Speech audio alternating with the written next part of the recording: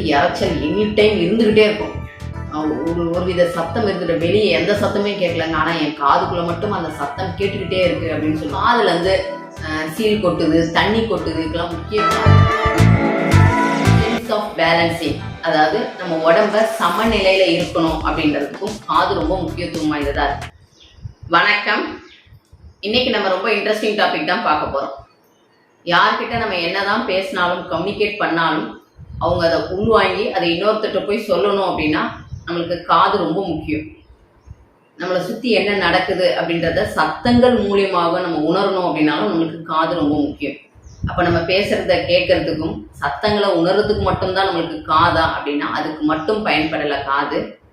Sense of balancing, அதாவது நம்ம உடம்ப சமநிலையில் இருக்கணும் அப்படின்றதுக்கும் காது ரொம்ப முக்கியத்துவம் வாய்ந்ததா இருக்கு. அதாவது புவி ஈர்ப்பு விசைக்கு ஏற்ற மாதிரி நம்ம உடம்ப மெயின்டைன் பண்ணுறதுக்கு நம்ம காது முதல்ல முக்கியத்துவம் வாய்ந்ததாக இருக்குது. ஸோ இந்த காதை பற்றி தான் டீட்டெயிலாக பார்க்க போகிறோம். இந்த காது எதோட நம்ம உள்ளுறுப்போட இணைஞ்சு பிணைஞ்சு வேலை செய்யுது அப்படின்னா நம்ம உள்ளுறுப்பு சிறுநீரகத்தோட இணைஞ்சு வேலை செய்யுது. அந்த சிறுநீரகம் எந்த அளவுக்கு ஆரோக்கியமாக இருக்கோ நம்மளுக்கு காது ரொம்ப நல்லாயிருக்கும். எனக்கு காது கேட்கல, காதில் தண்ணி வடியுது, இந்த மாதிரி என்ன நீங்கள் காதில் தொந்தரவு சொன்னாலும் ஃபஸ்ட்டு நம்ம கிட்னியை பலப்படுத்தினீங்கன்னாவே போதுமானது. அதாவது நம்ம சிறுநீரகத்துக்கு நல்ல உணவுகள் கொடுக்க ஆரம்பித்து நல்ல சிறுநீரகத்தை ஆக்டிவேட் பண்ணிங்கனாவே நம்மளுடைய காது நல்லா இருக்க ஆரம்பிக்கும். ஸோ இந்த காதில் 3 பகுதியாக பிரிக்கலாம்: வெளிக்காது, நடுக்காது, உள்காது. வெளிக்காது அப்படின்றது ஒரு எலாஸ்டிக் மாதிரி ஒரு ஸ்ட்ரக்சரில் தான் இருக்கும். அதாவது கார்டிலேஜ் போனால் குருத்தெலும்பால் ஆனது தான் இந்த வெளிக்காது. இது எல்லாரும் பார்க்கக்கூடியது தான். இந்த காது என்ன ஷேப்பில் இருக்கோ அப்படி தான் நம்மளுடைய கிட்னியும் இருக்கும். இன்னும் புரிகிற மாதிரி சொல்லணும் அப்படின்னா நம்ம ஆல்ரெடி சொல்லியிருப்போம், சிறுநீரகம் அப்படின்றது தான் நம்மளுடைய பரம்பரையை கடத்துறது அப்படின்னு சொல்லியிருப்போம். அதாவது பாலியல் சாறு, கிட்னி எசன்ஸ் இதெல்லாம் நம்ம முன் விலியத்தில் பார்த்துருக்கோம். ஏன்னா நீங்கள் இந்த காதை பாருங்கள், அப்படியே ஒரு குழந்தை படுத்துட்டு இருக்க மாதிரி ஷேப்பில் தான் இருக்கும். இங்கே இந்த இடத்துல குழந்தையோட தலை அப்படியே முதுகு கால் பிறண்டு இருக்கிற மாதிரி அப்படியே இந்த இடத்துல ஒரு குழந்தை படுத்துட்டு இருக்க மாதிரி இருக்கும். ஏன்னா கிட்னி தான் நம்மளுடைய குழந்தையிலேருந்து பிறப்புலேருந்து இறப்பு வரைக்கும் அந்த தன்மையை, அதாவது இந்த பரம்பரையை கடத்துறதுக்கு ரொம்ப முக்கியத்துவம் வாய்ந்ததாக இருக்குது. அது நம்ம காது மூலியமாகவே சிம்பாலிக்காக உணர்த்த ஆரம்பிக்கும். ஸோ இந்த எலாஸ்டிக்கான பகுதியை ரெகுலராக தினமுமே நிறைய கிராமத்தில் இன்னும் நடந்துட்டு தான் இருக்குது. குழந்தை பிறந்துச்சுன்னா அந்த வயசானவங்க காலையில் ஒரு 4-5 மணிக்கு மடியில் போட்டு காதை பிடிச்சி இப்படி இழுத்துக்கிட்டு இருப்பாங்க. ஆனால் இப்போ என்னன்னா காதை அதிகமாகலாம் இருக்கக்கூடாது அப்படின்னு சொல்கிறாங்க. இந்த மாதிரி நீங்கள் காதை எந்த அளவுக்கு நல்லா இழுத்து கொடுக்குறீங்களோ உங்கள் மூளை நரம்புகள் நல்லா ஆக்டிவேட் ஆக ஆரம்பிக்கும். மூளை நரம்புகள் நல்லா ஆக்டிவேட் ஆகுது அப்படின்னா உள்ளுறுப்பு எல்லாத்துக்கும் ரத்த ஓட்டம் போக ஆரம்பிக்கும். ஸோ இந்த இடத்துல நீங்கள் இந்த மாதிரி மசாஜ் கொடுக்கும் பொழுது உங்களுடைய கிட்னியும் நல்லா பலப்படுத்த ஆரம்பிக்கும். ஸோ தினமுமே பெரியவங்க சின்னவங்க யார் வேணாலும் தூங்கி எந்திரிச்சோன்னா உங்கள் காதை நல்லா இழுத்து விடுங்க, போதுமானது. ஒரு சிலர் கால் ஃபுல்லாக கம்பல் குத்திருப்பாங்க. நான் எப்படிங்க இழுக்கிறதுனா அதெல்லாம் ஒன்றும் பண்ண முடியாது. ஜஸ்ட் இந்த இடத்துல உள்ள ஒரு மசாஜ் மட்டும் கொடுத்தா போதும். அதாவது சுற்றி கம்பல் நிறைய ஓட்டை போட்டு கம்பல் போட்டு வச்சுருப்பாங்க, அவங்க இழுக்க முடியாது. அவங்க ஜஸ்ட் இந்த கேப்பில் கையை வச்சு ஜஸ்ட் இப்படி மசாஜ் பண்ணிவிடுங்க, அதுவே போதும். மற்றவங்க தாராளமாக காதை 2 காதையுமே காலையில் ஒரு செகண்ட் தான் ஆகும், இதை மசாஜே கொடுங்க. அடுத்தது நம்மளுடைய நடுப்பகுதிக்கு போக போகிறோம். அந்த நடுப்பகுதியில் தான் இயர் ட்ரம், அதாவது ஜவ்வு அப்படின்ற ஒரு பகுதியே இருக்குது. இந்த வெளிக்காதுக்கும் நடுக்காதுக்கும் இடைப்பட்ட இடத்துல தான் இயர் கேனல், அதாவது எக்ஸ்டர்னல் அக்ஸ்வெட்டிக் மீட்டர்ஸ் அப்படின்னு சொல்லுவாங்க. இந்த இடத்துல தான் ஒரு திரவம், அதாவது இயர் வேக்ஸ் சுரப்பி சுரந்துட்டு இருக்கு. அது ஏன் அந்த சுரப்பி சுரக்குது அப்படின்னா வெளியேருந்து வர ஒரு பூச்சா இருக்கலாம், இல்லை ஒரு டஸ்ட்டு, இம்பியூர் பார்ட்டிகல்ஸ், இது எல்லாமே நம்ம காது உள்ள என்டர் ஆகாமல் இருக்கிறதுக்கு அந்த ஒரு மெழுகுத்தன்மை உற்பத்தி ஆகிட்டே இருக்கும். அதுதான் செரிமோனலா கிளாண்ட். அந்த சுரப்பி அங்கே சுரக்கிறதுனால தான் ஒரு பூச்சி நம்ம காதுக்குள்ளே போனாலும், பெரிய பூச்சா இருந்தால் போன உடனே அது என்ன ஒன்றா தன்னை காப்பாற்றிக்கிறதுக்கு கையை காலை ஊதுரும். அந்த இடத்துல நம்மளுக்கு இயர் ட்ரம் டேமேஜ் ஆகக்கூடாது அப்படின்றதுனால நம்ம உடனே கொஞ்சம் உப்பு தண்ணியை போட்டு அந்த பூச்சை சாவடிச்சிடும். ஒரு வேளை சின்ன பூச்சா இருந்தால் அது உள்ளே போன உடனே அந்த இயர் வேக்ஸில் மெழுகில் பட்டோன்னு அது செத்து போயிடும். நீங்கள் நிறைய கவனிச்சிருப்பீங்க, ஒரு பூச்சா இருக்கலாம், இல்லை ஒரு வண்டு, பெரிய பூச்சி நீங்கள் உப்பு போட்டு கூட அதை சாவடிச்சிருக்கலாம். கொஞ்ச நாள் கழித்து பார்த்தீங்கன்னா அந்த கை வந்தது, கால் வந்ததுன்னு ஒரு பார்ட்டாக வர ஆரம்பிக்கும். ஏன்னா அது அந்த நடுக்காதுக்கு உள்ளே போக வாய்ப்பே இல்லை. அந்த இடத்துலையே அது ஸ்டபனாக நிறுத்திடும். அந்த இயர் வேக்ஸ் அந்த இடத்துல முக்கியத்துவம் வாய்ந்ததாக ஹெல்ப் பண்ணுது நம்மளுக்கு. அந்த இயர் வேக்ஸ் என்ன கலரில் இருக்குன்னா லைட்டாக எல்லோ கலரில் இருக்கும். நிறைய பேர் பட்ஸு வச்சு க்ளீன் பண்ணும்போது கவனிச்சிருப்பீங்க, கொஞ்சம் மஞ்சளாக ஒரு திரவம் வரும். இதுதான் அந்த இடத்துல சுரப்பி சுரக்கிற கலரே அதுதான். ஆனால் ரெகுலராக நீங்கள் பட்ஸை போட்டு அந்த மஞ்சள் சுரப்பி எடுக்கிறது முற்றிலும் தவறு. ஒரு பட்ஸு இல்லை பின்னு இந்த மாதிரி யூஸ் பண்ணுறதை முற்றிலும் அறவே தவிர்த்துக்கோங்க. என்னைக்காவது ஒரு நாள் திடீர்னு பார்த்தா காதுக்குள்ள ஒரு வித அரிப்பு மாதிரி தோணும். அந்த டைமில் வேணால் பட்ஸை வச்சு அந்த எடுக்கும் போது அந்த அழுக்கு வந்துடும், அவ்வளோதான், போதுமானது. சும்மா நான் தினமுமே நான் காதை க்ளீன் பண்ண போகிறேன்னு சொல்லி க்ளீன் பண்ணி அங்கே இருக்க அந்த வேக்ஸை நீங்கள் ரிமூவ் பண்ணிட்டே இருந்தீங்கன்னா நாளைக்கு காதுக்கு பெரிய ஆபத்து உங்களுக்கு வெயிட் பண்ணிட்டு இருக்கு அப்படின்னு அர்த்தம். அதனால் அந்த இடத்துல அந்த சுரப்பி வந்து ரொம்ப ஹெல்ப்ஃபுல்லாக இருக்குது. நம்மளுக்கு வெளி பார்ட்டிகள் உள்ளே போகாமல் இருக்கிறதுக்கு ஹெல்ப்ஃபுல்லாக இருக்குது. அடுத்தது இந்த இயர் ட்ரம், அதாவது இந்த ஜவ்வு வந்து எதுக்கு முக்கியத்துவம் வாய்ந்ததாக இருக்குது. வெளியேருந்து ஒரு சத்தம் வருது, அது நம்மளுடைய காது வழியாக உள்ளே போய் உள்ள இந்த இயர் ட்ரம் வந்து ஒரு ரவுண்ட் ஷேப்பில் இருக்கும். அந்த இயர் ட்ரம்ல பட்டு உள்ளே போகணும். உள்ளே போகும் பொழுது அங்கே ரொம்ப அடுத்த தன்மை ஆக்சிலஸ் அப்படின்ற 3 எலும்புகள் இருக்குது. அதுதான் அந்த சத்தத்தை உள்வாங்கி கொஞ்சம் பர்ஃபெக்டாக எந்த வித இறைச்சல் இல்லாமல் நம்ம காதுக்குள்ள சத்தத்தை பர்ஃபெக்டாக கொடுக்கறது அந்த 3 குட்டி எலும்புகள் தான். அந்த இயர் ட்ரம் வந்து சத்தத்தை உள்வாங்கி அந்த எலும்பு கிட்ட கொடுக்குது. எலும்பு அதை அடுத்த தன்மை, அதாவது உள்காதுக்கு அனுப்புறதுக்கு ரொம்ப முக்கியத்துவம் வாய்ந்ததா இருக்கு. இந்த ஜவ்வுல தான் கிழிஞ்சிடுச்சு, இல்லை ஜவ்வு ஓட்ட விழுந்துருச்சு, ஜவ்வு டேமேஜ் ஆயிடுச்சு அப்படின்னு நிறைய பேர் சொல்லியிருப்பாங்க. இன்னொரு சிலர்லாம் சொல்லியிருப்பாங்க ஜவ்வே டேமேஜ் ஆகி அங்கே இருக்க எலும்பும் அழுகி போயிடுச்சுங்க, அதனால தான் உங்களுக்கு காது கேட்கல, இல்லை காதில் ஒரு சத்தம் இறைச்சல் இருக்குது அப்படின்லாம் கேள்விப்பட்டிருப்பீங்க. இதற்கெல்லாம் காரணம் அந்த நடுப்பகுதியில் இருக்க அந்த இயர் ட்ரம் ப்ளஸ் இது இல்லாமல் அந்த ஆக்சிலஸ் அப்படின்ற எலும்பு தான். சரி, ஃபர்ஸ்ட் இப்போ காதில் வந்து சீல் கொட்டுது, தண்ணி கொட்டுது, இதுக்கெல்லாம் முக்கிய காரணம் அங்கே ஜவ்வு வந்து பலவீனமாக இருக்குது அப்படின்னு அர்த்தம். நம்ம இப்போ ஒரு பனிக்காற்றுல நம்ம போக ஆரம்பிக்கிறோம். பனியில் போகும்பொழுது சில்லுன்னு காற்று போகுது அப்படின்னா அந்த இடத்துல இந்த இயர் வேக்ஸ் மெழுகுத்தன்மை அந்த கூலிங் பட்டோன்னா ஒரு வித ஸ்ட்ராங்கான மாதிரி இருக்கும், ஒரு ஜெல் டைப்பில் மாற ஆரம்பிச்சிடும். ஏன்னா அந்த கூலிங் உள்ளே போகாதபடி அந்த வேக்ஸ் வந்து தடைப்பட்டுடும். இது பக்கத்தில் இருக்க அந்த இயர் ட்ரம் என்ன ஆகுது அப்படின்னா அடைப்பாறதுனால நம்ம பனியில் போயிட்டு வந்தோன்னா காது குப்புன்னு அடைச்சிக்கிச்சு அப்படின்னு சொல்லுவாங்க. ஏன்னா அந்த பனிக்காற்று கூலிங், ஒரு சிலருக்கு அந்த கூலிங் ஒத்துக்காதவங்க, ஏன் அவங்களுக்கு ஒத்துக்கலை அப்படின்னா அவங்களுடைய கிட்னி வந்து கொஞ்சம் பலவீனமாக இருக்குது அப்படின்னு அர்த்தம். அப்போ கிட்னிக்கு நீங்கள் சூடு கொடுக்குற மாதிரி உணவுகள் கொடுக்கும் பொழுது இது பெரிய பாதிப்பை கொடுக்காது. சூடு கொடுக்குற மாதிரியும் நீர் ஆகாரங்கள் அந்த கிட்னிக்கு நீங்கள் உணவு கொடுக்கும் பொழுது இந்த வெளியேந்து வர்ற பனிக்காற்று காதை உங்களுக்கு பாதிப்பு கொடுக்காது. அதே மாரி நான் என்னதான் பண்ணாலும் எனக்கு காது அடைக்கிறதுக்கிட்டே இருக்குன்னா நீங்கள் பனியில் போகும்போது பட்ஸ் அந்த மாதிரி போட்டு கொஞ்சம் லாக் பண்ணிட்டீங்கன்னாவே பெரிய பாதிப்பு வராது. சரி, அதே மாரி எனக்கு தினமுமே காதுலேருந்து தண்ணி கொட்டுது, அதுவும் தலை தண்ணி பட்டாவே காதுலேருந்து தண்ணி கொட்டுது. ஏன் அப்படின்னா ஒரு சிலருக்கு தலையிலலாம் தண்ணி ஊற்றினோன்னா காது வழியும் தண்ணி உள்ளே போக வாய்ப்பு இருக்குது. உள்ளனா காது உள்காதுக்கெல்லாம் போகாது, அந்த இடைப்பட்ட இடத்துல அதாவது இயர் கேனலில் தண்ணி போகும் பொழுது அந்த வேக்ஸில் அது அப்படியே பின்னி பிணைஞ்சு அப்படியே அங்கேயே இருக்க ஆரம்பிக்கும். நாட்கள் ஆக ஆக தண்ணி நிறைய நீர் கோர்த்த மாதிரி இருக்கும்போது உங்கள் காதுலேருந்து தண்ணி கொட்ட ஆரம்பிக்கும். தண்ணி கொட்டுறது வந்து தண்ணியாக வராது, ஒரு வித பிசுப்பு தன்மை, ஏன்னா அந்த வேக்ஸோட கலந்து வரும். அதனால தான் தலை குளிச்ச உடனே எனக்கு 2 நாளில் தண்ணி வருது அப்படின்னும். ஏன்னா அந்த இயர் வேக்ஸில் அது பின்னி பிணைஞ்சு பொறுமையாக வெளியே வர ஆரம்பிக்கும். இதெல்லாம் ஒரு நோய் கிடையாது, பயப்பட வேண்டிய அவசியமே இல்லை. இன்னொரு சிலர் சொல்லுவாங்க எனக்கு வந்து தலை குளிக்கிறது அப்பெல்லாம் கிடையாதுங்க, ஆனால் மாதத்தில் ஒரு 2 தடவை சும்மா அதுவாக வந்துடுது, நைட் நான் தூங்கிட்டே இருக்கேன் அதுவாக வெளியே வருது. இதெல்லாம் ஒன்றும் பயப்பட வேண்டிய அவசியம் இல்லை, ஏன்னா உடம்பு அங்கே தன்னைத்தானே புதுப்பிச்சுக்கிட்டு தான் இருக்குது. ஒருவேளை அந்த இடத்துல வேக்ஸ் இல்லை அப்படின்னா இயர் ட்ரம்ல பட்டு இயர் ட்ரம் டேமேஜ் ஆகவும் வாய்ப்பு இருக்குது. ஸோ அந்த இடத்துல அந்த வேக்ஸ் ரொம்ப முக்கியத்துவம் வாய்ந்ததாக இருக்குது. அதை பட்ஸை போட்டு க்ளீன் பண்ணி எடுத்துடாதீங்க. சரிங்க, எனக்கு மாதத்துக்கு ஒரு தடவை அப்பப்போ எனக்கு வந்துக்கிட்டே இருக்குது, எனக்கு ரொம்ப இரிட்டேட்டிங்காக இருக்குது, வேறு ஏதாவது மருந்து கொடுக்கலாமா அப்படின்னா தாராளமாக இயர் ட்ராப்ஸ் நீங்கள் ஆங்கில மருத்துவத்தில் கொடுக்குற ட்ராப்ஸை விடுறதை விட, ஏன்னா அதை விட்டிங்கன்னா அதை விடும்போது நல்லாயிருக்கும், திருப்பியும் உங்களுக்கு அடுத்த மாதம் கொட்டிக்கிட்டு தான் இருக்கும். ஒரு பர்மனன்ட் ரிசல்ட் வேணால் நான் சொல்கிறேன். ஏன்னா நான் ஒரு 4-5 பேருக்கு இந்த மாதிரி சொல்லி அந்த ட்ராப்ஸ் விட்டு 100% ரிசல்ட் கிடைச்சிருக்கு. பல வருஷங்கள் பல மாதங்களாக எனக்கு காதுலேருந்து தண்ணி கொட்டிக்கிட்டே இருக்குங்க, டாக்டர்கிட்ட கேட்டால் அந்த ட்ராப்ஸை விடுன்னுவாங்க, விடும்போது நல்லா இருக்குது, தலை குளிச்சா வந்துக்கிட்டே தான் இருக்கும் அப்படின்லாம் சொன்னவங்க இந்த ட்ராப்ஸை 3 மாதம் தொடர்ந்து விட சொன்னேன். தொடர்ந்து 3 மாதம் விட்டாங்க. அதுலேருந்து காதுலேருந்து தண்ணி வர்றதுன்னு கிளியர் ஆகிடும்.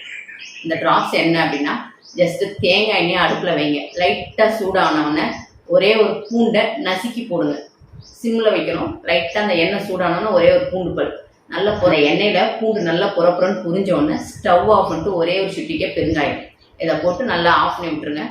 அந்த எண்ணெய் நல்லா ஆறினோடனே கொஞ்சம் வெள்ளை துணியில் போட்டு புளிஞ்சிருங்க. அந்த சொட்டு மருந்தை தினமுமே காலையில் 2 சொட்டு நைட்டு 2 சொட்டு விட்டுட்டே வாங்க. இதை விட்டிங்கன்னா எல்லாமே சரியாயிடும், சூப்பராக சரியாயிடும். ஆனால் என்ன நடக்கும் அப்படின்னா ரொம்ப ஒருவேளை அந்த இயர் வேக்ஸிக்கிட்ட ரொம்ப நிறைய நீர்த்தன்மை இல்லை அழுக்குகள் நிறையா இருந்தது, கோலைகள் நிறையா இருந்தது அப்படின்னா இந்த ட்ராப்ஸ் விட ஆரம்பித்தோடனே கொஞ்சம் கொஞ்சமாக வெளியே வர ஆரம்பிக்கும். ஒரு சிலருக்கு நாத்தத்தோடயே வெளியே வர ஆரம்பிக்கும். அதெல்லாம் பயப்பட வேணாம். அங்கெல்லாம் நாட்பட்டு தேங்கி போயிருக்கு. அதெல்லாம் வெளியே வர வர வர ஒரு சிலருக்கு 1 மாசத்துல கிளியர் ஆயிடும், ஒரு சிலருக்கு 2 மாசம், அதிகபட்சம் 3 மாசத்துக்கு மேலாம் விட வேண்டிய அவசியமே இல்லை. அந்த அந்த டிராப்ஸ் நீங்க அந்த எண்ணெயை விட விட விட காதுல இருந்து தண்ணி மாதிரி கொட்டிக்கிட்டே இருக்கும். நீங்க துடைக்கிறது மட்டும்தான் உங்களுக்கு விட. தண்ணி மாதிரினா அப்படியே டேப் வச்சு குழாய திறந்த மாதிரிலாம் கொட்டாது. சும்மா லைட்டா ஒரு டிராப் வடிஞ்ச மாதிரி இருக்கும். நம்மளுக்கே தோணும் ஏதோ காதுல ஏதோ கொட்டுற மாதிரியே ஒரு ஃபீல் இருக்கும். ஸோ அந்த டைமில் ஒரு துணியை வச்சு தொடச்சிக்கிட்டே வாங்க. கொஞ்சம் நாள், ஒரு 2-3 நாள், ஒரு வாரத்துக்கு அப்புறம் நாத்தம் வர வரைக்கும் ஸ்மெல் மாதிரியும் ஒரு சிலருக்கு இருக்கும். ஒன்றும் பயப்பட வேண்டிய அவசியமே இல்லை. இதை நீங்கள் தொடச்சிக்கிட்டே வாங்க. நாளடைவில் அந்த இடத்துல அந்த இயர் கேனல் இடத்துல க்ளீன் ஆக ஆரம்பிச்சிடும். ஆனால் இதில் ஒரே கண்டிஷன், அந்த எண்ணெய் நல்லெண்ணெயாக பார்த்துக்கோங்க. அதாவது நல்ல எண்ணெய்னா செக்கு, மரச்செக்கில் ஆட்டின நல்ல தேங்காய் எண்ணெயாக பார்த்துக்கோங்க. ஏன்னா டூப்ளிகேட் ஏதாவது வாங்கி காதில் விட்டு காதை டேமேஜ் பண்ணிக்காதீங்க. அடுத்தது, அந்த இயர் கேனலுக்கும் நடுக்காதுக்கும் இடைப்பட்ட இடத்துல ஒரு கேப் இருக்கும். அந்த கேப்பில் தான் அந்த 3 எலும்புகள், ஆசிலஸ் அப்படின்ற எலும்பு இருக்கும். அது ரொம்ப குட்டி குட்டியாக தான் இருக்கும். நம்ம உடம்புலையே ரொம்ப குட்டியான எலும்பு நம்ம காதில் தான் இருக்குது. ஸ்டிரப் போன் அப்படின்னு சொல்லுவாங்க.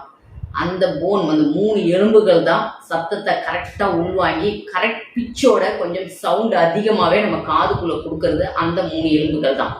ஏதோ ஒரு இடத்துல எங்கேயோ ஒரு டொப்புன்னு ஒரு பட்டன் அப்படி டொப்புன்னு போடுறாங்க, ஆனால் என் காதில் கேட்குது, பர்ஃபெக்டாக அங்கே பட்டன் விழுந்துது, இல்லை ஒரே ஒரு ட்ராப் தண்ணி அங்கே கொட்டுச்சுன்னு என் காது கரெக்டாக கேட்குது அப்படின்னா அந்த உள்ளே இருக்க அந்த 3 எலும்புகள் பர்ஃபெக்டாக அதை உள்வாங்கி கொடுத்துருக்கு அப்படின்னு அர்த்தம்.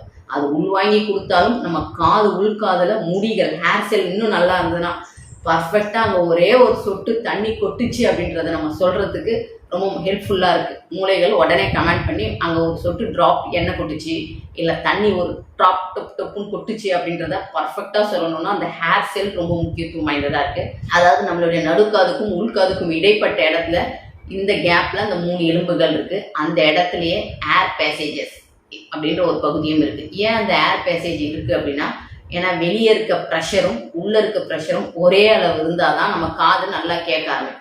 ஒருவேளை அந்த ப்ரெஷர் வந்து மெயின்டைன் ஆகாமல் இம்பேலன்ஸாக இருக்குன்னா காது நம்மளுக்கு அடைச்ச மாதிரி இருக்கும். இதை நம்ம எங்கே கவனிக்கலாம் அப்படின்னா, ரொம்ப மலை பிரதேசம், நீங்கள் ரொம்ப லாங் மலை பிரதேசத்துக்குலாம் ரொம்ப மேலே மேலே மேலே போகும்பொழுது காதை அடைச்சிக்கிச்சு, எனக்கு காதே கேட்கலணும். ஏன்னா வெளியே இருக்க ப்ரெஷரும் உள்ளே இருக்க ப்ரெஷரும் சமமாக இல்லை அப்படின்னு நம்ம உடம்பு சொல்கிறது தான். இதை இன்னும் பார்க்கணுன்னா, ஃப்ளைட்லலாம் போகிறோம் அப்படின்னா, ஃப்ளைட்டில் போய் இறங்கினோடனே எனக்கு காதை அடைச்சிக்கிட்டு இருப்பா, இல்லை ஃப்ளைட்டில் போகும்போது எனக்கு அடைக்கும், அப்புறம் கீழே இறங்கினோடனே எனக்கு நல்லா ஆயிடுது அப்படின்னா இதுக்கு காரணம் உள்ளே இருக்க ப்ரெஷரும் வெளியே இருக்க ப்ரெஷரும் சமமாக இல்லை. சரி, இப்போ நம்ம இங்கே நார்மலாக இருக்கிறோம், இப்போ எனக்கு ப்ரெஷர் சரியாக இருக்குமானா இப்போயும் ப்ரெஷர் முன்ன பின்ன ஏறிக்கிட்டு தான் இருக்கும். அந்த டைமில் தான் அந்த ஏர் பேசேஜஸ் எக்ஸ்ட்ரா இருக்க ப்ரெஷரை வெளியே அனுப்பிச்சிக்கிட்டே இருக்கும். எதன் மூலியமானா எத்துஷியான் டியூப் மூலயமா. அந்த டியூப் வந்து ஒரு 4 சென்டிமீட்டர் அளவு இருக்கும். அது மூலயமா வெளியே அனுப்பிச்சிக்கிட்டே இருக்கும். நம்ம அந்த டியூப் எப்படி கவனிக்கலாம் அப்படின்னா, ஜஸ்ட்டு நீங்கள் வாயையும் மூக்கையும் மூடிட்டு ஊதுனீங்க அப்படின்னா இந்த இடத்துல அந்த டியூப் வர்றது ஃபீல் ஆகும். இன்னும் சொல்லணும் அப்படின்னா, நல்ல வாயை திறந்தீங்கன்னா இந்த இடத்துல அந்த டியூப் இருக்கிறத நம்ம ஃபீல் பண்ண முடியும். தொடலாம் முடியாது, ஜஸ்ட் அந்த இடத்துல ஒரு நரம்பு வந்து இப்படி இருக்கிற மாதிரி ஃபீல் ஆகும். அந்த டியூப் மூலயமா ஏர் பேசேஜஸ், அதாவது எக்ஸ்ட்ரா இருக்க ப்ரெஷர் வந்து வெளியேறிட்டே இருக்கும். அந்த ப்ரெஷர் வெளியே போகலன்னா நம்மளுக்கு காது அடைப்பாக இருக்கும். அடுத்தது உள்காது. உள்காது தான் ரொம்ப ரொம்ப முக்கியமானது. அந்த பகுதி சரியில்லைன்னா நம்மளுக்கு காது கேட்காது. நிறைய பிறந்த குழந்தைங்களுக்கு காது கேட்கலை அப்படின்றதுக்கு முக்கிய காரணமும் அந்த உள்காதுல சரியாக வளர்ச்சி இல்லாமல் இருக்கிறது தான். அது ஏன் வளர்ச்சி ஆகலை அப்படின்னா, அந்த பாலியல் சாறு தொந்தரவாக இருக்கலாம், பரம்பரையிலேருந்தே அந்த தொந்தரவு இருக்கலாம். ஏன்னா பரம்பரையாக கேள்விப்பட்டிருப்பீங்க, அவங்க அப்பாவுக்கும் காது கேட்கல, அவங்க தாத்தாவுக்கும் காது கேட்கல, அதே மாதிரி தான் பையனுக்கும் காது கேட்கல அப்படின்னா, ஏன்னா அந்த பரம்பரை சாறு அதே தன்மையை கடத்திக்கிட்டு வருது. பட் இந்த மாதிரி எங்களுக்கு பரம்பரையாக வருது, இந்த பாலியல் சாரை வந்து இயற்கை சார்ந்து மாற்ற முடியுமானா 100% அக்குபஞ்சர்லாம் மாற்றலாம். நம்ம ஆரம்பத்திலேயே இந்த மாதிரி எனக்கு பரம்பரையாக இந்த மாதிரி நோய் இருக்குது, இது இனிமேல் அடுத்த தலைமுறை வரக்கூடாதுன்னா நம்ம ஆரம்பத்தில், அதாவது அவங்க மாசமான நாள்லேருந்து நம்ம இயற்கை சார்ந்து அவங்க ட்ரீட்மெண்ட் பண்ணும் பொழுது 100% அடுத்த தன்மைக்கு, அதாவது அவங்க அடுத்த தலைமுறை வந்து காது கேட்கல அப்படின்ற தன்மையை கொஞ்சம் கொஞ்சமாக மாற்ற ஆரம்பிச்சிடலாம். சரி, இந்த மாதிரி நீங்கள் அந்த அந்த உள்ள இருக்க அந்த உள்காதுல இருக்கிற பொருள் வந்து ரொம்ப முக்கியம். அந்த இடத்துல ஒரு நத்தை வடிவத்தில் கோக்கியா அப்படின்ற ஒரு பகுதி இருக்குது. அது வெறும் ஒரு ஓவல் ஷேப்பில், ரவுண்ட் ஷேப்பில் தான், பார்க்கும்போது ஒரு நத்தை ஓடி எப்படி இருக்குமோ அப்படி தான் இருக்கும். அதுதான் உங்கள் சத்தத்தை பர்ஃபெக்டாக மேட்ச் பண்ணும். ஏன்னா நம்ம சத்தம் கேட்குறது ஒரே வேவ்ஸில் கேட்க மாட்டோம். திடீர்னு ஒரு சத்தம் அதிகமாக இருக்கும், பிச்சு அதிகமாக இருக்கும், ஒரு சில பிச்சு கம்மியாக இருக்கும். நம்ம பேசிகிட்டே இருக்கும்போது ஒருத்தர் பேசுவாங்க, நார்மலாக ஒருத்தர் பேசுகிறாங்க, இந்த இடத்துல வந்து ஒரு பறவைகள் சத்தம் அதிகமாக கேட்குது, அந்த பக்கம் ஒரு வண்டி போகுது. ஸோ மூணுமே வெவ்வேறு வேவ்ஸில் தான் நடக்கும். ஆனால் அத்தனையும் பர்ஃபெக்டாக மேட்ச் ஆகணும். கரெக்டாக நம்மளுக்கு வண்டி தான் போச்சு, ஒரு பறவை தான் கத்துச்சு நம்மளுக்கு எப்படி தெரியுது அப்படின்னா, அந்த காக்லியா அப்படின்ற ஒரு பகுதி வந்து நல்லா இருந்தால் மட்டும்தான் இது நடக்கும். ஏன்னா அந்த ஒரு ஓவல் ஷேப் வந்து ஒரே வேவ்ஸில் இருக்காது. ஒரு பகுதியும் ஒரு வேவ்ஸை வந்து அப்சர்வ் பண்ணும். நம்ம கேட்குற 3 சவுண்டுமே காது உள்ள போகும் பொழுது இப்போ காக்லியாவில் எந்த இடத்துல எந்த வேவ்ஸ்ன்றதை பர்ஃபெக்டாக மேட்ச் பண்ணி, ஏன்னா அந்த காக்லியா அப்படின்றதுக்குள்ளே தான் சென்சார் செல்ஸ் இருக்குது. சென்சார்ன்றது தான் ஹேர் செல். அந்த செல் வந்து முடி ஷேப்பில் தான் இருக்கும், ஜஸ்ட் ஒரு ராடு ஷேப்பில். இதுதான் இப்போ ஹேர் செல்னா ஒரு ராடு ஷேப்பில் இருக்கும், அதுக்கு மேலே தான் முடிகள் மாதிரி இருக்கும். இதுதான் உங்கள் சத்தத்தை பர்ஃபெக்டாக, இந்த சத்தம் தான் இந்த இடத்துல இந்த பறவை தான் கத்துச்சு, இந்த இடத்துல ஒரு லாரி தான் கிராஸ் ஆச்சு அப்படின்னு சொல்கிறதுக்கு இந்த ஹேர் செல் தான் ரொம்ப முக்கியம். இந்த ஹேர் செல் டேமேஜ் ஆகும் பொழுது தான் காது கேட்காம இருக்கிறதுக்கு முக்கிய காரணமாக இருக்கு. இது பல பேருக்கு வந்து பாதி கேட்குது பாதி கேட்கலன்னா இந்த ஹேர் டேமேஜ் வந்து பாதி செல்ஸ் வந்து டேமேஜ் ஆயிருக்கு அப்படின்னு அர்த்தம்.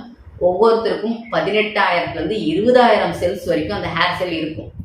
அதில் டேமேஜ் ஆகும்போது இப்போ ஒருத்தருக்கு வந்து 20,000 ஹேர் செல் இருக்குது, ஆனால் அதில் 10,000 செல் டேமேஜ் ஆயிடுச்சுன்னா அந்த 10,000 செல் பாதி காது கேட்குதுங்க, மிச்சம் பாதி எனக்கு கேட்கல, நீ பேசுறது பாதி தான் புரியுது கேட்குது அப்படின்றதுக்காக அந்த 10,000 செல் டேமேஜ் ஆயிடுச்சு. ஆனால் 20,000 சூப்பராக இருந்தால் என்ன சத்தம் அப்படின்றத காதில் நம்ம பளிச்சுன்னு கேட்கலாம்.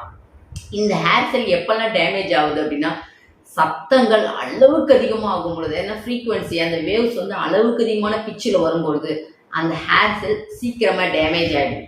ஸோ அவங்கெல்லாம் கண்டிப்பாக இந்த ஹெட்ஃபோன், இந்த இயர்ஃபோன் இதெல்லாம் அவாய்ட் பண்ணுறது ரொம்ப ரொம்ப முக்கியம். அவங்கன்னு கிடையாது, பொதுவாகவே எல்லாருமே. ஏன்னா ஹேர் செல் ரொம்ப முக்கியம் அப்படின்னு சொல்லிட்டோம். ஹேர் செல் டேமேஜ் ஆகிட்டே இருக்குது அப்படின்னா நம்மளுடைய கிட்னி அங்கே பலவீனமாகிட்டே இருக்குது. ஸோ அப்போ கிட்னி நல்லா ஸ்ட்ராங் ஆகணும்னா ஃபஸ்ட்டு நீங்கள் இயர்ஃபோன், ஹெட்ஃபோன் இதெல்லாம் அவாய்ட் பண்ணுங்கள். ஃபோனில் தாராளமாக பேசிக்கோங்க, ஆனால் ரொம்ப நேரம் எனக்கு ஃபோனில் தான் பேசுகிற வேலைனா லவுட் ஸ்பீக்கர் ஆன் பண்ணி வச்சுட்டு தாராளமாக பேசுங்க. ஹெவி சவுண்டு காதில் போகிறத அவாய்ட் பண்ணிக்கும். இன்னும் புரிகிற மாதிரி சொல்லணும் அப்படின்னா, ஒரு ஃபங்க்ஷனுக்கு போகிறீங்க, ஒரு ஸ்பீக்கர் பக்கத்தில் உங்களுக்கு உட்காந்துடுறீங்க, அந்த மாதிரி உட்கார்ற டைமில் கொஞ்ச நேரம் ஒரு 1/2 மணி நேரம் அந்த ஸ்பீக்கர் பக்கத்தில் நல்லா காதில் கேட்குது. நீங்கள் வீட்டுக்கு வந்து பாருங்கள், காது ஒரு கும்முன்னு அடைப்பாக இருக்கிற மாதிரி இருக்கும், இல்லை கொஞ்ச நேரம் காது மந்தமாக கேட்காத மாதிரி ஃபீல் இருக்கும். ஏன்னா அளவுக்கு அதிகமான ப்ரெஷர் உள்ளே போகும் பொழுது உங்களுடைய இயர் ட்ரம் மட்டும் கிடையாது, உள்ளே இருக்க அந்த ஹேர் செல்ஸ் எல்லாமே டேமேஜ் ஆகிறதுனால உங்களுக்கு காது கேட்காம இருக்கிறதுக்கு கொஞ்ச நேரம் அந்த மாதிரி ஸ்பீக்கர் பக்கத்தில் நான் உட்காந்தேன், எனக்கு கொஞ்சம் காது கறந்து அதுக்கப்புறம் தான் நார்மல் ஆகுது அப்படின்னு சொல்கிறாங்க அப்படின்னா அவங்களுடைய ஹேர் செல் பலவீனமாயிடுச்சு அப்படின்னு அர்த்தம். ஆனால் அதை பற்றி பயப்பட வேண்டிய அவசியம் இல்லை. வித்தின் செகண்டில் அதை புதுப்பிச்சிடும், உள்ளுறுப்பு நல்லா இருந்ததுன்னா. இந்த நீங்கள் பேசுகிற என்ன பேசுகிறீங்களோ அதை அந்த ஹேர் செல் உள்வாங்கி ஆடிட்டரி நர்வ் மூலயமா நம்மளுடைய மூளைக்கு போகுது, மூளையிலேருந்து கமெண்ட் கொடுக்குது, இவங்க இதை தான் சொன்னாங்க, உன் பக்கத்தில் இந்த சத்தம் தான் கேட்டுது அப்படின்றத அந்த ஆடிட்டரி நர்வ் மூலயமா மூளைக்கு போய் மூளையிலேருந்து கமெண்ட் கொடுக்குது. இந்த வேலையை அந்த ஆடிட்டரி நர்வ் பர்ஃபெக்டாக பண்ணுது. என்ன இருக்குன்னா செமி சர்க்குலர் கேனல் அப்படின்னு சொல்லுவாங்க. காக்லியாவுக்கு மேலே ஒரு அரைவட்ட வடிவமாக இருக்கும், அந்த பகுதியில் தான் எண்டோலிம்ப் அப்படின்ற கிளாண்ட் இருக்கும். அதன் மூலியமாக தான் நம்மளுடைய மூளை வந்து கமாண்ட், அதாவது இந்த வெஸ்டிபுலர் நர்வ் வந்து மூளைக்கு கமாண்ட் கொடுக்குது. ஏன்னா அது உள்ள அந்த எண்டோலிம்ப் அப்படின்ற சுரப்பி வந்து நிரம்பி இருக்கும். நீங்கள் இப்படி சாஞ்சிங்கன்னா அந்த சுரப்பி வந்து இப்படி சாய ஆரம்பிக்கும். இந்த வீடு கட்டும் போதெல்லாம் கவனிச்சிருப்பீங்க, வீடு கட்டும் போது மேஸ்திரிங்க வந்து ஒரு இதில் வந்து தண்ணி மாதிரி இருக்கும், கயிறு 2 கயிறை வச்சு அந்த தண்ணி அந்த இதை வந்து அளவு பார்ப்பாங்க.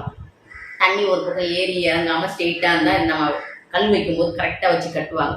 அதே ப்ரொசீஜர் தான். சர்க்குலர் கேனல் உள்ள அந்த சுரப்பி வந்து ஜெல் வந்து இருக்கும், அதாவது எண்டோலிம்ப் கிளாண்ட் வந்து இருக்கும். நீங்கள் எந்த பக்கம் சாயறீங்களோ அந்த ஜெல் ஒரே பக்கம் சாயும் பொழுது அந்த வெஸ்டிபுலர் நர்வ் ஒரு பக்கம் இழுத்து உடனே மூளைக்கு போகும்.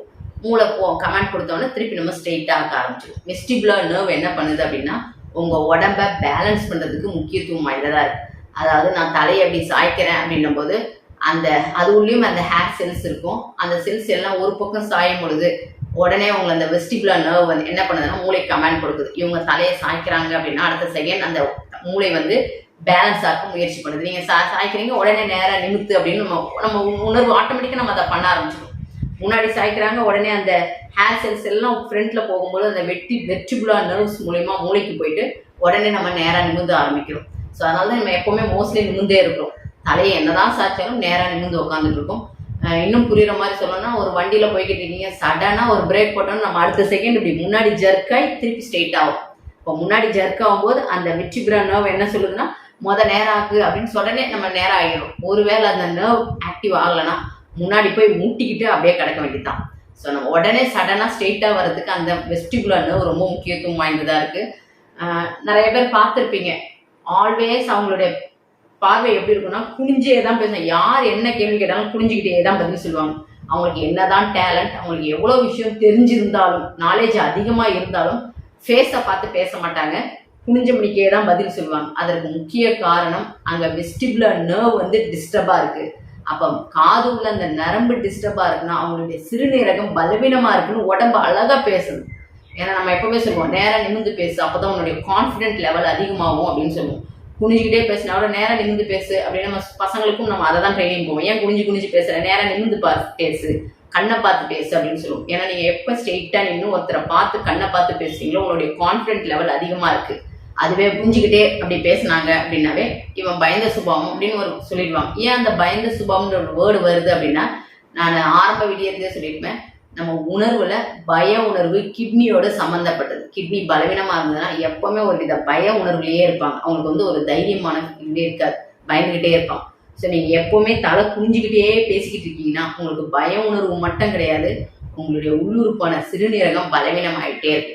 ஸோ இனிமேல் வந்து இதெல்லாம் கொஞ்சம் மாற்ற ஆரம்பிங்க. உங்களை நீங்கள் தைரியப்படுத்த ஆரம்பிங்க. தைரியப்படுத்துறீங்கன்னா, அதாவது இப்போ ஒருத்தர்கிட்ட நீங்கள் எப்போவுமே ஒருத்தர் ஃபேஸை பார்த்து எனக்கு பேசுறதுக்கே பயமாக இருக்குது, ஒரு அச்சமாக இருக்குது அப்படின்னா ஜஸ்ட்டு நேராக நிமிந்து பேச முயற்சி பண்ணுங்க. கொஞ்சமாக முயற்சி பண்ணும்போது உங்களுடைய கிட்னி ஆட்டோமேட்டிக்காக ஆக்டிவேட் ஆக ஆரம்பிக்கும். ஏன்னா நான் நிறைய பேரை பார்த்துருக்கேன், ஒரு பெரிய போஸ்ட்ல இருக்காங்க, பெரிய அச்சீவ்மெண்ட் பண்ணியிருக்காங்க, ஆனால் ஒரு 4-5 பேர் கூப்பிட்டு சேர்ந்துட்டாங்க அப்படின்னா அவங்க உடனே தலையை குனிஞ்சிக்கிறாங்க. அந்த மாதிரி பேசுங்கன்னா உடனே அவங்க பின்னாடி போயிடுறாங்க, அவங்க ஸ்டாஃபோ யாரையாவது முன்னாடிக்கு வச்சு பேசுகிறாங்க. இத்தனைக்கும் பெரிய ஒரு அச்சீவ்மெண்ட் பண்ணியிருந்தாலும் அவங்களுக்கு அந்த ஒரு பய உணர்வு இருக்குது. காரணம் அந்த வெஸ்டிபுலர் நர்வ் டேமேஜாக இருக்குது, அங்கே நரம்பு டேமேஜாக இருக்குன்னா கிட்னி டிஸ்டர்பாக இருக்குது.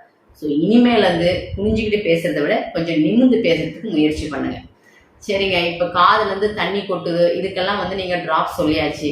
காதில் குப்புன்னு அடைப்பாக இருக்குது, அது எப்படி சரியாகும் அப்படின்னா, ஜஸ்ட்டு காலையில் எந்திரிச்சோன்னே எப்போவுமே எனக்கு அடைப்பாகவே இருக்குன்னா கொஞ்சம் ஒரு 5 மணி இல்லை 4 மணிக்கா வாயை திறந்து மூடணும். அந்த மாதிரி மூடும் பொழுது அந்த இயர் ட்ரம்ல இருக்க அந்த அடைப்பு வந்து ப்ரெஷர் கொஞ்சம் அதிகமாக போகும்போது அந்த இயர் ட்ரம்ல இருக்க அந்த ஈரத்தன்மை அடைப்பு வந்து பட்டுன்னு விலக ஆரம்பிக்கும். அதாவது வாயை நல்ல வாயை திறந்துட்டு மூடணும்.